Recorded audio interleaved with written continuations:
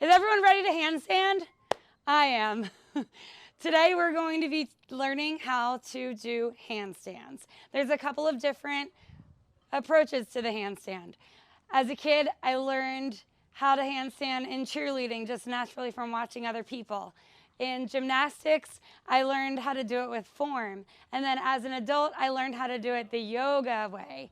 And the yogi approach to handstands seems to be the most sense-making way to do a handstand and to strengthen your entire body all the way up and into it. So I'm going to get right into it. So the reason why the handstand really doesn't make sense in cheerleading and gymnastics to practice is because when we're doing a handstand, we are actually standing on our hands. And what we want to do is get really low and get our blood turned all the way upside down in our body before we press up into handstand. So if we do the handstand from like the gymnastics or cheerleading approach, we start with our blood heavy in the bottom of our body. And then we, in the most intense way, step into the handstand and try to balance ourselves upside down.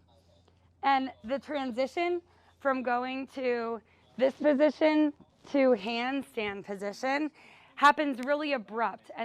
And what we want is a gradual change so that we can really control the balance.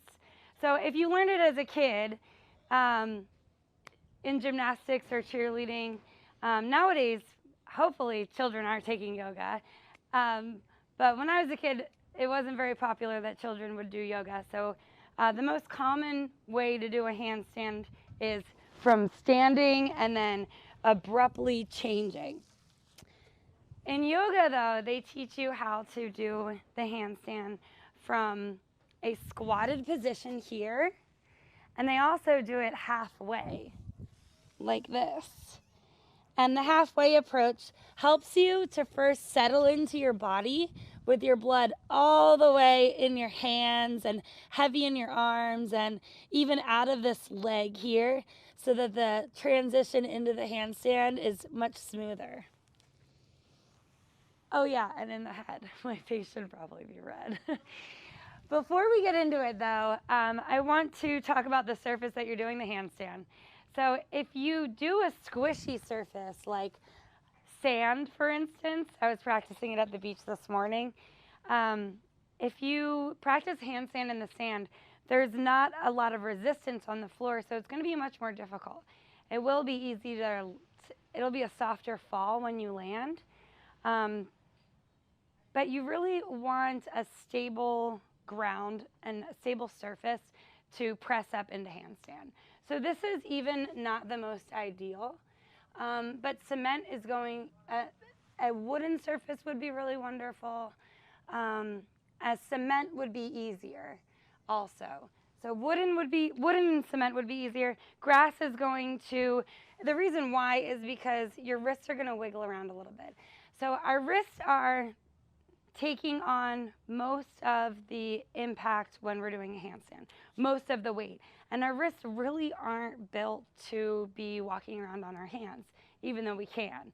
I mean, I didn't build the human body. I don't know if they're not built for that, but we can, and it's a really beautiful and fun thing to do. But what I do know is that practicing handstands will really weaken your wrists very quickly. And when I don't strengthen my wrists, then I can feel pain and they wear out while I'm training handstands.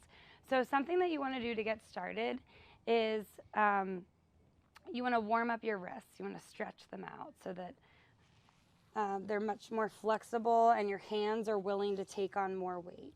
So I like to just find every way possible to slightly put weight into my wrists and into my hands. And then you might want to sit back on your heels when you do this and gently put the weight in, because this is a little uncomfortable at first, but you can flip the hands. feels so good on my wrist. I surfed a lot this morning, so I use my arms and I'm really interested to know what my handstands are gonna look like today because I swam so much this morning. All right, so we got our wrists stretched out. Now, you may find that the more weight and the more times you step up into handstand, they're gonna start to weaken. So what you wanna do if you're training a handstand, which I would love to challenge you to train a handstand at the end of this. If you're training a handstand, you're gonna wanna know this really cool exercise that's gonna counter-strengthen the muscles that we don't typically use when we're moving our wrists around. So normally we use our wrists to wave and to grip things and to pick up things, and most of those motions are like this and this, but we never really do this position. So a physical trainer showed me when I started taping my wrists when I was a kid because they were taking on so much. They were becoming so weak by overtraining my wrists. A physical trainer showed me to take my thumbs and move them over to in alignment with my pinky, and then make a fist, and then turn my wrist in front of me, and then without rotating, you want to go up and down with your wrists. So when you start to feel pain in your wrist, it's because we're in training handstands, if you start to feel pain in your wrist, it's because we're putting too much pressure on the tendons and muscles in our hands this way. So the counter-strengthening movement is this, and that's going to strengthen our wrists and take the pain away. I feel it almost immediately. And then whenever I'm bored or just not doing anything physical with my body, I like to do this motion just to strengthen my wrists. All right, another thing that we can do, my yoga teacher, Courtney Mora, taught me this, is you want to make like a little chicken beak with your hands, like a puppet, a hand puppet with your fingers. Point your fingers together and then turn your fingers towards you, and then you want to peck the chicken heads towards your forearms. And this is also going to strengthen your wrists and your lower forearms. And the way that Courtney explained this, they do 10 and then hold, and then relax, and then another 10. And then relax. All right. Okay, now we're gonna move up to the forearms. So, and a very good exercise that my yoga idol, Teresa, showed me is to put your hands up above your head.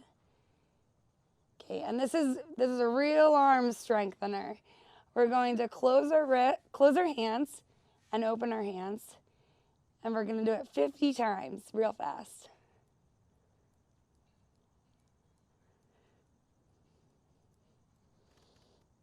And you want to pull your arms up and close to your head.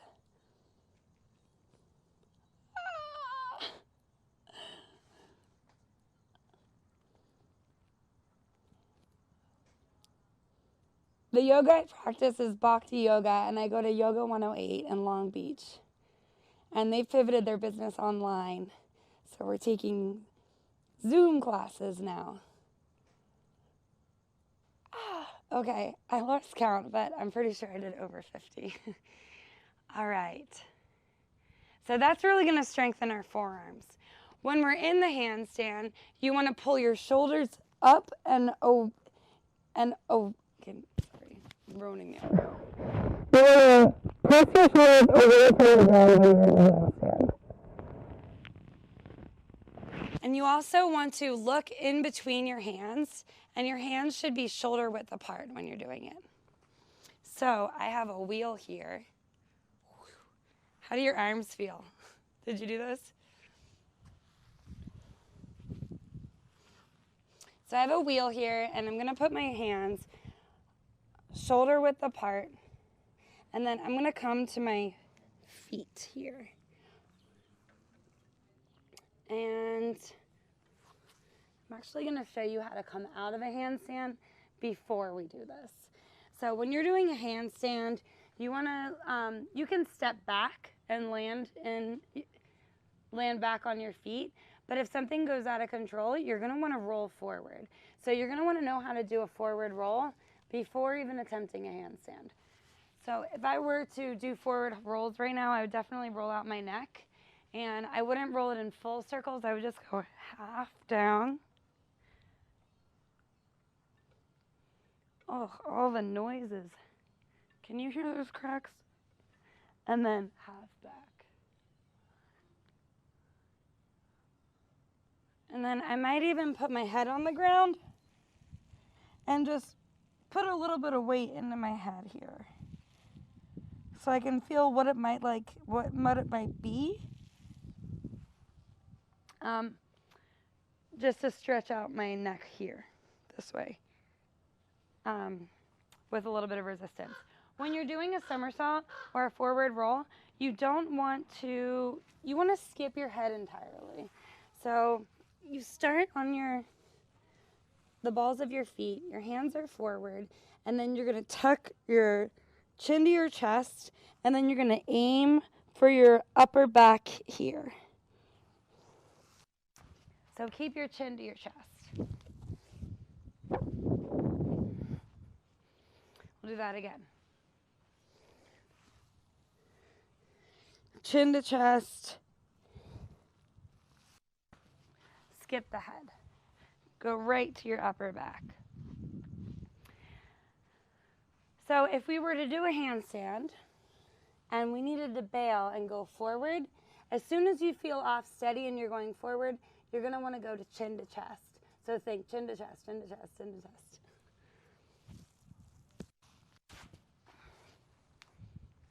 All right, so that's bailing out of a handstand.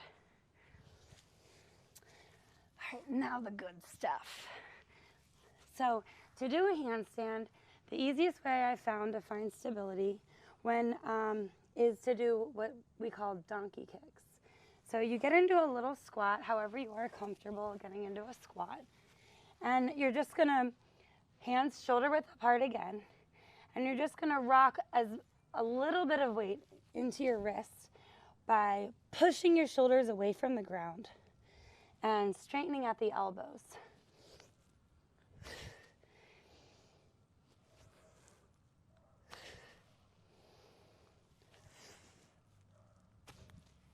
When you're doing this, make sure that you breathe. So take a big deep breath in and then out when you go up.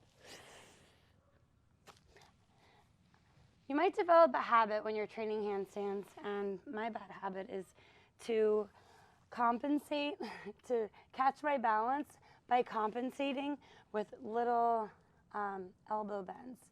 And, you do whatever, I do whatever I can to keep it staying up when I'm doing a flat ground handstand. But a teacher once told me that when you're in a handstand, it should really mimic the feeling of standing completely straight and upright with your hands above your head.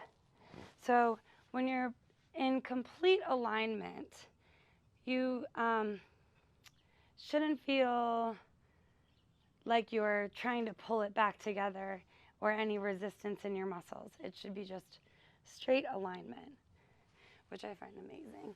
Sometimes I get it and sometimes I don't. And that's because my body changes every single day. Depending on what I ate yesterday or how much I slept or how much I exercised or maybe even how stressed I am. And the way that I know that is just the truth is by timing my handstands. And the way that you can easily time your handstands is by counting how many breaths you're taking. So when you actually roll up into handstand, you count your breaths. Keep track of how many breaths you're taking. For me, it typically takes 8 seconds to go in breath and out breath. All right. Take a break. Oh. All right, we're going to take a quick break.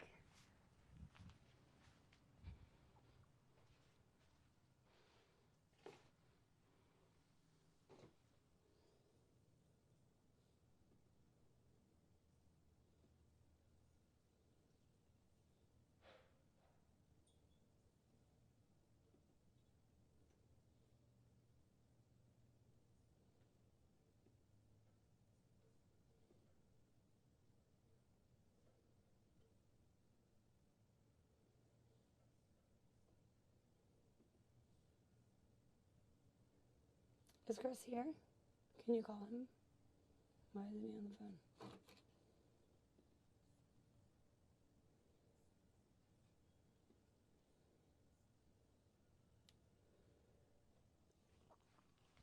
Girl, why isn't he on the phone? So we decided to stop. Oh, because like they could hear it or... I think you're back. Oh, good. Quick break. Oh. Yeah, I'm okay. No. It's not working here. The cameras are not working. Hey, what's going on? Is everything frozen? Okay, I'm not frozen, so we're just going to roll through it. Yeah, the system. It's only frozen on our end. All right. I'm so easily distracted. I'm not exactly sure where we left off. We were talking about breaths. We're going to get into donkey kicks now. So, hands shoulder width apart, and you're just going to get comfortable straightening your elbows and pressing weight into your hands. And you want to look in between your hands. I like to put a spot there on the floor. You might not be going that high right now, and that's totally cool. You just want to get used to straightening the elbows, putting the weight into the hands. What you're going to feel eventually is you're replacing your head with your booty. You're pressing away from the ground. You're looking at the spot in between. And then when you feel comfortable, you can press your feet all the way up.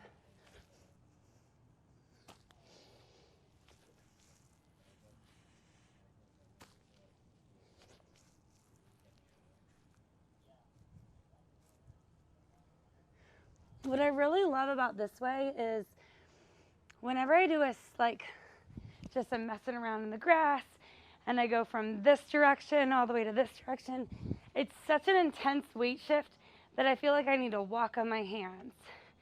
And this is just it's just such a nice rolling up of the body, and it feels like alignment, and that you really are forced to focus on your breath so that your body is very relaxed and your spine can hold that stability. So you'll see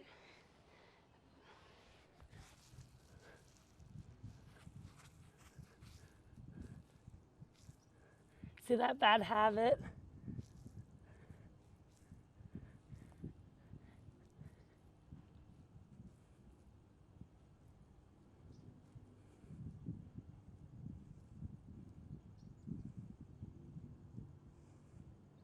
And I feel little weight shifts in my hands. And I lose it once I talk because then my breath is off.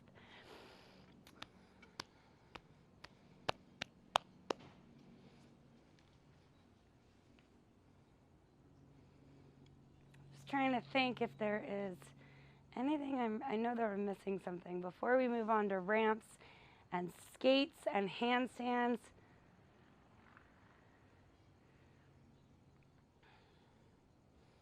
Oh, you can do whatever you want with your toes. You can point them or flex them. What I feel when I'm in a handstand is like little tiny micro movements in my hands. It's the only thing that's really really moving around, or like the weight is shifting in my hands only. My breath is actually it's shallow. It's not very deep. So I feel very hollowed out, and my breath's just kind of like evenly going in and out. It's not big, deep breaths. Deep breaths will throw your balance off a little bit. You really want to remain steady and roll up. Oh yeah, that's what I wanted to show you. Okay, the halfway split, standing split. So another awesome way. So the donkey kicks are like really amazing. It's like such a great way to strengthen your arms and to get your body upside down and comfortable. And if you bail, just remember to go chin to chest and then roll up. But another way, there's two other things. Another way to get there is to first practice by putting your weight against a wall. Now you're going to want to really feel comfortable rolling out of it. because we're going to make sure that we don't roll out of it here. So the way that you can do this is by putting your hands down on the ground. Put my spot here. And you put one foot up in the air. Now, what's going to happen when you put one foot up in the air? How's the angle? Oh my God. Okay. When you put one foot up in the air, your blood is halfway there. Like the blood is in my head, not all the way in my feet. The blood's in my hands and my arms. It's in my chest. It's going to leave my booty soon, but it's not heavy in my legs, only in this one. So you want to get the blood moving upside down first, and then the transition to handstand is much easier. You're going to want to bend this leg if you want to hit the wall. And then you just get comfortable leaning with one foot on the wall. You could put two, but I think one's just enough to try and keep your bodies in alignment and straight, your spine straight. You just get used to this feeling, come down, and then go back to that wrist exercise. Once you get comfortable doing it against a wall, then you're going to want to do it away from the wall and with enough room to do the somersault. Okay, so you get into standing split, hands shoulder width apart, and you can even take this knee to your chest first before pressing up, or even just donkey kick there. Whoa!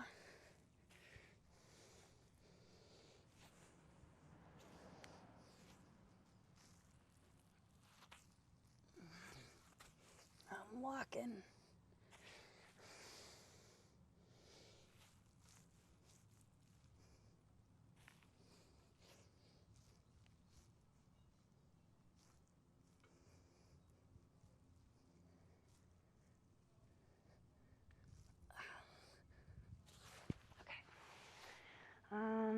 All right, handstands on ramps. I don't think that it's very necessary to learn handstands on skates without a ramp. And the reason why I say that is because this adds a lot of weight to your feet. And your wrists can take so much. And what's really cool about the handstand on ramps is that we're going at it with momentum. We're catching ourselves at the coping and then letting our body roll up from a descending position. So when we're skating a ramp, we're basically underground because our new ground is going to be the coping, which is about 4, 5, 6, 10 feet higher than where we started. So we're going to skate with momentum up to the coping. You put your hands on the coping as your body is rolling up. And this is why I really suggest the donkey kicks, learning the donkey kicks and learning the standing splits first, because going from standing and then down into handstand is really not applicable to ramp skating. Because what we are basically doing is, with our skates on, rolling up to the coping and then pressing our bodies up. Gotta straighten my elbows. And you could practice this with something sturdier than what I've got right here.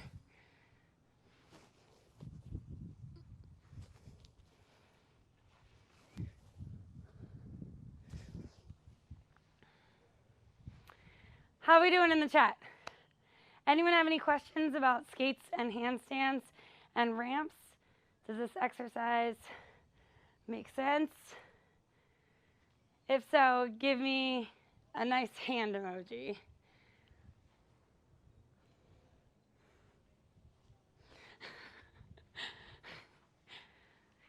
All right, the last thing that I'm going to show you is this really cool exercise for the death drop. And this one goes out to Bantam. Bantam is working on the death drop, and they asked me for a video, and this is that video, Bantam. When you're doing the death drop, it's helpful to be at Moxi Skate Camp, where we have a resi ramp, where above that resi ramp, there's a rail that you can step your feet up and onto, and then press forward, handstanding into the ramp. The head? So for the person who asked the question about where your head should be, I was using this wheel as a focal point for my eyes. So if you, I find it, and I've been taught to look at a point in between the hands.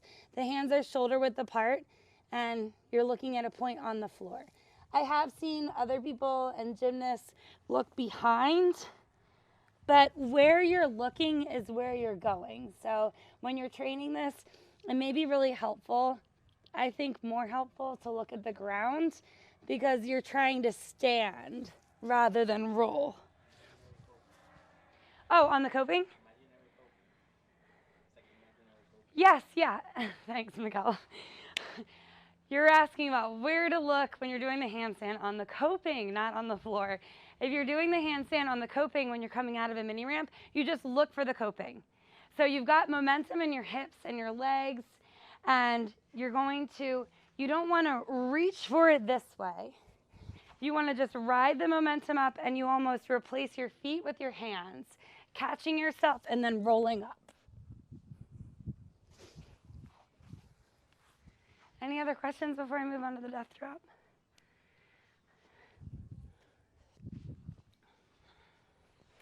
So when I first learned the death drop, imagine this is the floor, this is the ramp, and then there's the deck, and then there's a rail behind me, like a railing, not a rail that you skate.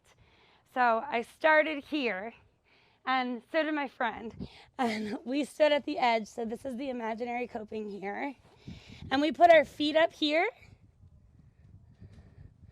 and then we let our hips go over our heads before we hit a side and then dropped in from here.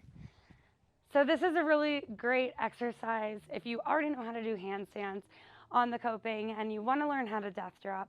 You could practice with an elevated bench or step, and with this kind of setup where you are able to start with a wall. And very gently, skates overhead, but without your skates on first, because there's no ramp here. And you go forward.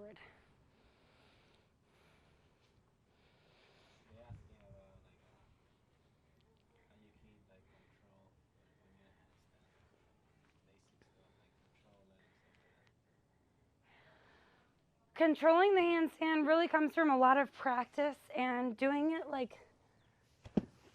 over and over and over again.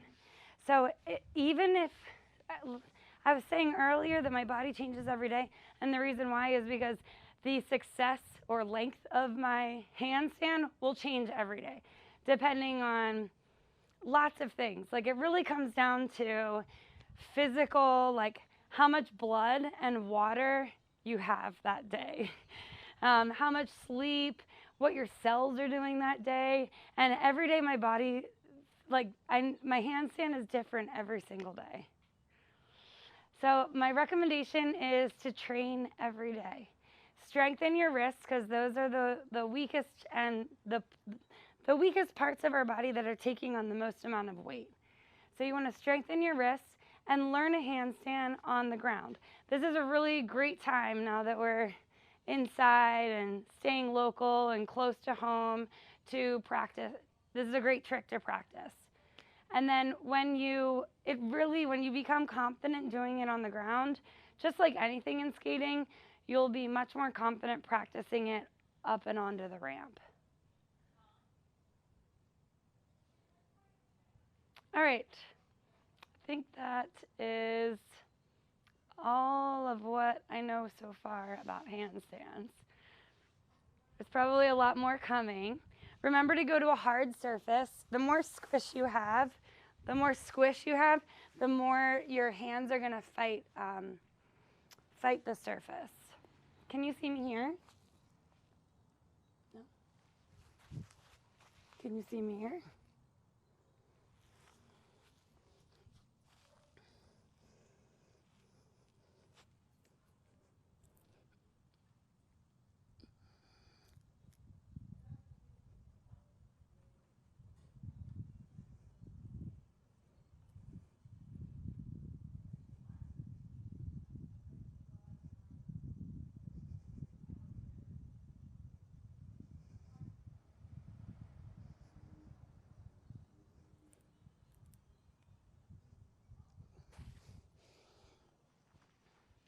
So it is easier to hold when you're on a very hard surface. And to answer the last question that I was asked, how do you fight it? How do you hold it? Is you really try not to move and you practice breathing. So very shallow and full in and out breaths. You want to almost imagine that that your rib cage is hollow and the air is just naturally coming in and out.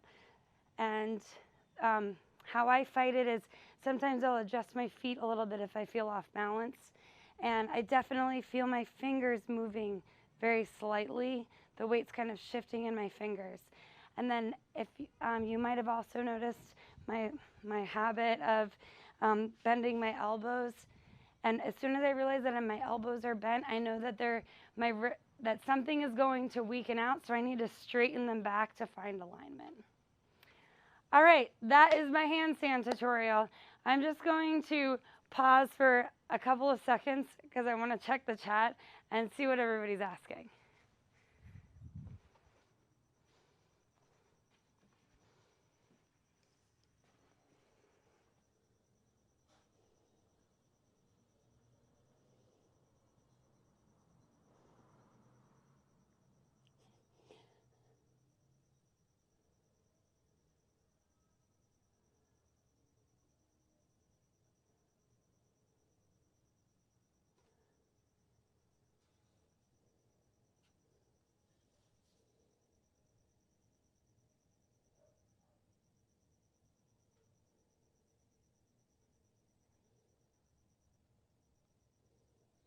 Yeah, that's a good one. How do my placement, my lady's learning? All right.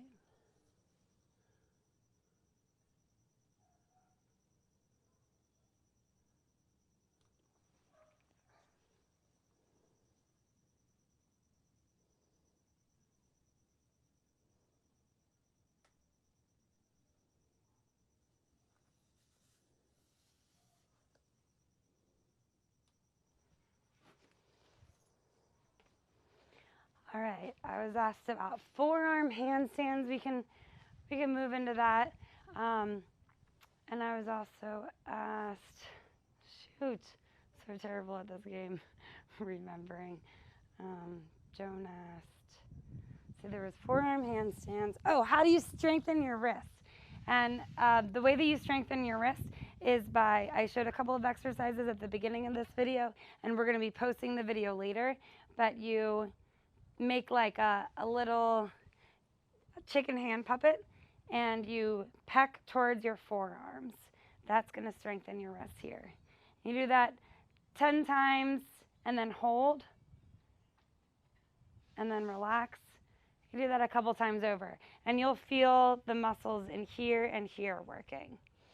And then another way to strengthen your wrists is you go thumb to pinky, and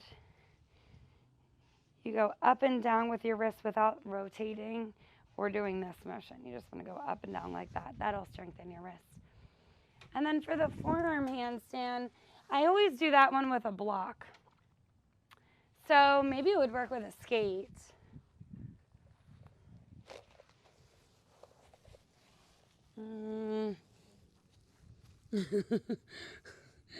But I always start in this standing split here, and then I go knee to chest.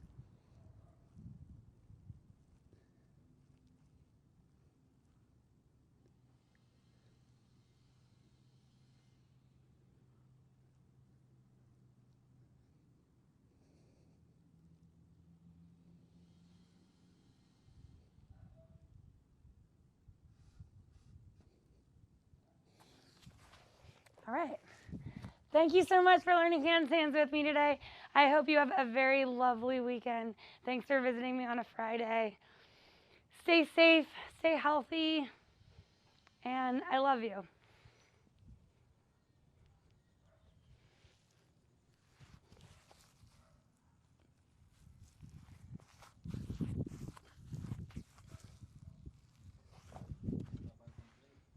What's that? Yes.